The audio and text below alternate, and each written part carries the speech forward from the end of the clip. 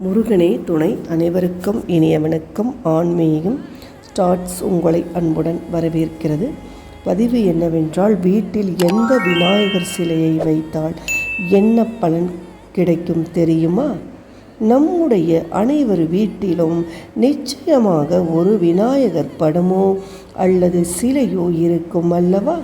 வீட்டின் வாசலில் கந்திஷ்டி விநாயகர், நிலை வாசற்படியில் முச்சந்தி விநாயகர் என்று வைத்திருப்போம்.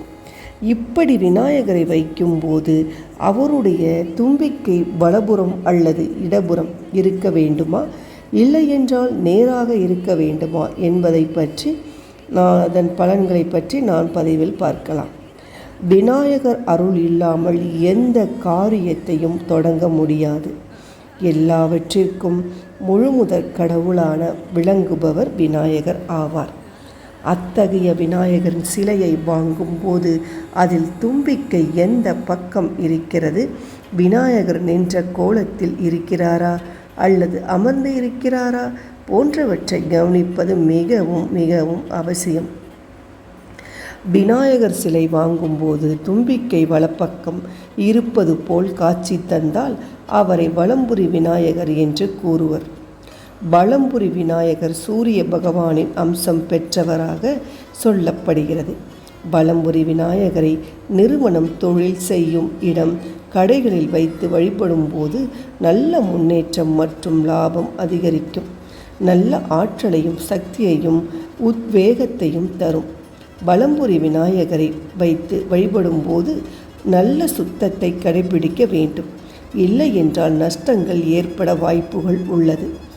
வலம்புரி விநாயகர் இருக்கும் இடம் கோவிலுக்கு இணையாக தூய்மையாக இருக்க வேண்டிய அவசியமாகும்.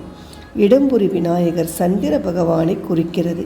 மேலும் பராசக்தி சிவபெருமானின் இடது பக்கம் இருப்பதால் இடப்புரி அமைப்பு மிகவும் விசேஷமாக கருதப்படுகிறது. இடம்புரி விநாயகர் ஒரு இடத்தில் இருக்கிறார் என்றால் அந்த வீட்டில் அமைதி, மகிழ்ச்சி, ஆரோக்கியம், அதிர்ஷ்டத்தை கொடுக்கும். திருஷ்டியை போக்கும் என்று சொல்லப்படுகிறது. விநாயகர் சிலையில் தும்பிக்கை நேராக இருந்தால் அதை வழிபடும் நபருக்கு சக்தியையும் ஆற்றலையும் உற்சாகத்தையும் கொடுக்கும் என்று சொல்லப்படுகிறது. பெரிய தலை கொண்ட விநாயகர் சிலையை வழிபடுவதன் மூலம் அது நமக்கு ஞானத்தையும் சக்தியையும் வலிமையும் கொடுக்கும்.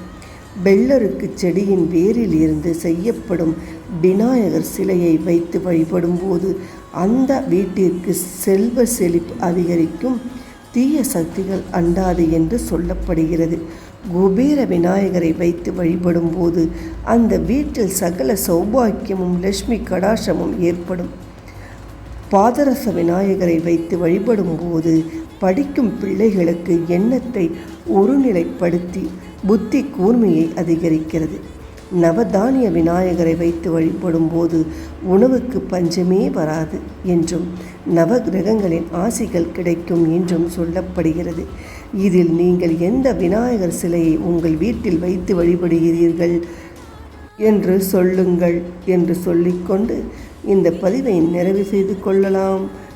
நன்றி, வணக்கம். அடுத்த நல்ல பதிவில் பார்ப்போம்.